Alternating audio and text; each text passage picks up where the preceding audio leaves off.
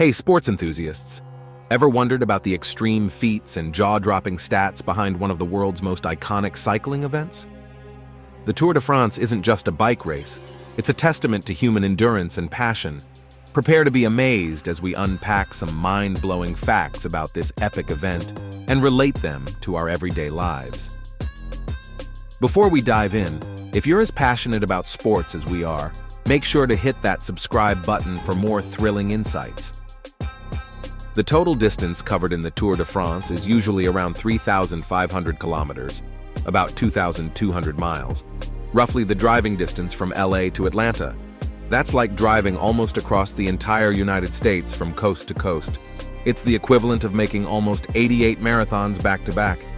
If you drove for 8 hours a day at highway speed, it would take you nearly 4 days to cover the same distance.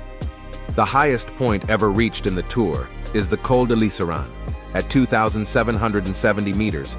Only 35% of all countries in the world even have a peak higher than this. This altitude is over 6 times the height of the Empire State Building. If you stacked 270 average 3-story houses on top of each other, you'd finally reach this height. In 2005, Lance Armstrong finished the race at an average speed of 41.65 km per hour, 25.88 miles per hour. That's faster than the speed limit in most residential areas. If you rode at this speed continuously, you could reach Los Angeles from New York in just 3 days on a bicycle.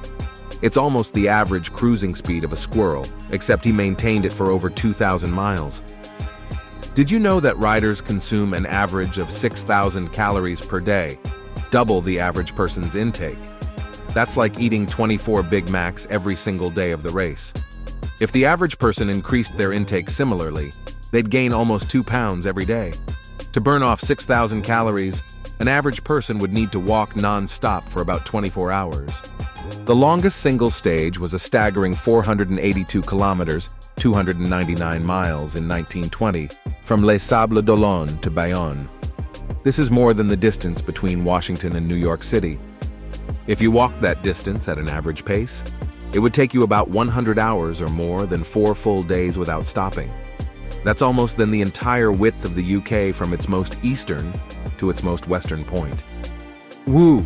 The Tour de France truly is a monumental challenge, blending history, athleticism, and sheer willpower. If these facts blew your mind, give this video a thumbs up, and don't forget to share it with your cycling buddies. But we're curious, which sport should we dissect next? Drop your suggestions in the comments below, and we might just deep dive into your favorite sport in our next video. Until then, keep pedaling, keep dreaming, and stay sporty.